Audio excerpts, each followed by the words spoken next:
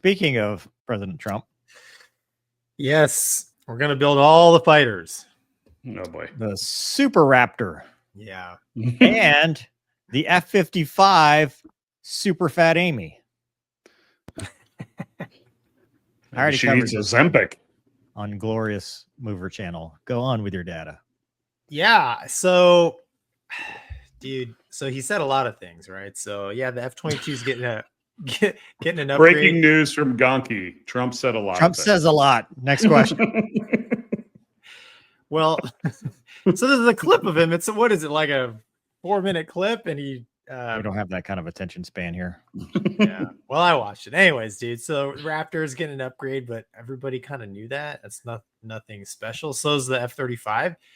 I mean, any airplane, even 4th-gen airplanes, as they went through their life, get upgrades. So sure, you can call it a super or whatever. But and then the intriguing thing was he talked about the F-55 and all like a new fighter, a different fighter, and then he even mentioned a twin-engine F-35, which so I think the F-55 is actually because he already announced the F-47 for the Air Force. I think the F-55 is probably going to be the Navy jet, most likely, maybe a Navy Marine Corps jet. And then the twin engine F-35, dude, that one has me a little bit lost because you can't just, I mean, you can, but it's pretty major deal to, slap another engine on an existing airframe without completely redesigning the airframe. So did you see that, Wombat, when he was talking about that? Yeah. No. He did speak the truth when he said, one engine airplanes are bueno. No kidding. No kidding. Yeah. Breaking news. 2 is better than 1 in aviation. When it comes to engines, I would Yeah, agree. not people in the plane. It's the opposite. It's 1's better than 2 in that case, but everybody knew what I meant there. So that's what I think, Matt. So we're just gonna shove another engine into Fat Amy, plump her up a little bit more, and she'll be good to go. Yeah. So I was reading up about some comments that people had about adding another engine to F-35, and I guess the whole reason why both the Boeing and the F-35 design, well, one of the major reasons that they were built with one engine is because of the Marine vertical takeoff requirement. So if that wasn't in there, which it should have never been, my opinion only. Yeah, there's no reason you need to build $1 billion airplane to go land in some field so some Marine could fill it up with fuel. Like, that's stupid. Yeah, and then it's always been stupid. The Harrier's fine, but this is so. And then the Chinese know this, so the Chinese have. It looks like they've already built the 2-engine F-35. As Doug just put that up. So, but yeah, I don't know, man. I think the F-55 is going to be the Navy jet, which I'm surprised it has taken this long to announce. Because it still hasn't been announced. That's what I'm saying. Like, I'm surprised it has taken this long for the official announcement. Like, who's going to build it? Maybe some details about it, if there are any details out there about it. But I mean, I don't know, man. All I know is all of these.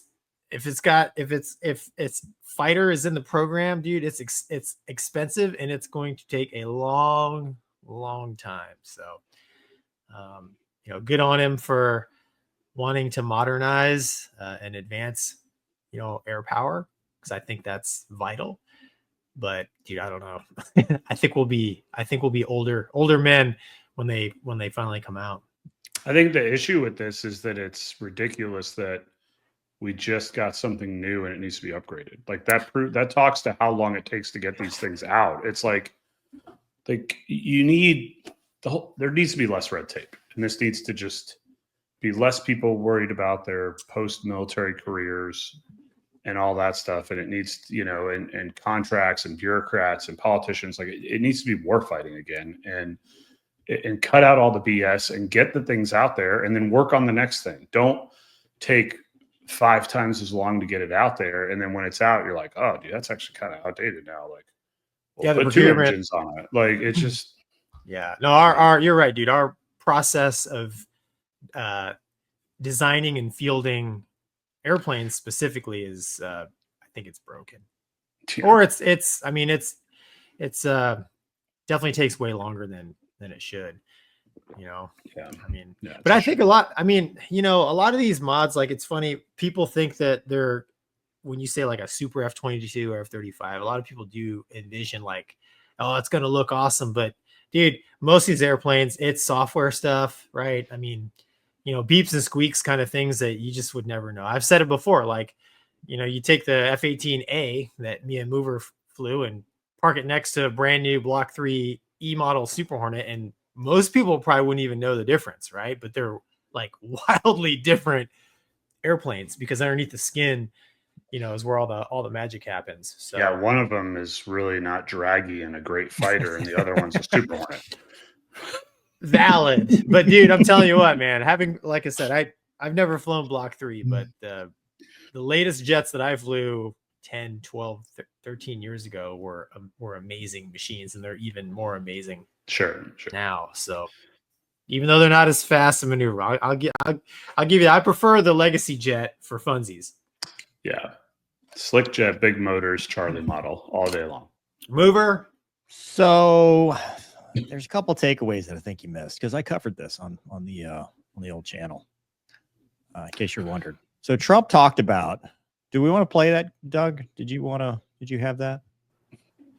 We're going to see that, but one of the things for the people that are interested in the military that I asked to look into, the F-35, we're doing an upgrade, a simple upgrade, but we're also doing an F-55. I'm going to call it an F-55, and that's going to be a substantial upgrade, but it's going to be also with two engines because the F-35 has a single engine. I don't like single engines. Even this man, he's the best in the world at engines, but on occasion, I know you won't admit this, if an engine goes out, it's nice to have 2, 3, or 4. That's why I like the This is 7. Gonky. Straight out of Gonky's mouth. He watches the show and hears Gonky ranting all day. It's a little more cost saving to have 2 very, very big ones, but no matter how good, they tell me the engine will never go out. I agree with the man there. It goes out on occasion, very rarely. And we're going to do an F-55. And I think if we get the right price, we have to get the right price.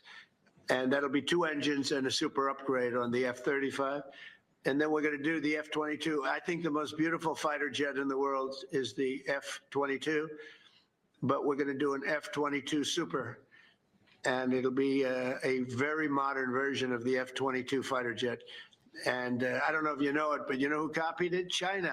They copied it. I said, I'm looking. They said, that's the F-22. They copied our design. But they won't be able to copy our engines too quickly or anything else. So we're going to be doing an F-22 Super. And this will be a plane to me, it's the most beautiful fighter jet ever made. And so I want to do that. And so, Gonky, this sounds a lot like the Super Hornet, right? Where they wanted to sneak a new fighter into the budget, but we're just upgrading. It's an EF versus it's really not, like they could be 2 separate airplanes. They are. There has been talks, some of the other stuff he's talked about. There's a little confusion about whether they're talking about reopening the F-22 assembly line and actually creating a super F-22. So it would be like a B model or a C model. And then also for the F-35, remember we did this. We did an article about this where Lockheed said, you know what? We lost NGAD, but we're going to take all the technology that we figured out in that process and we're going to upgrade the F-35. So I think that is just announcing what we've already covered. And then the F-55 is either, you're right, it's the precursor FAXX, or, they're talking, take an F-35, redesign it with 2 engines. Now you have something because they've done this with like the EX, right? The EX doesn't, it's got digital flight controls. It's same body, but there's a lot of guts that are completely different of these aircraft. And so some of this is driving conversations and driving, kind of another bidding war to try to get stuff out there.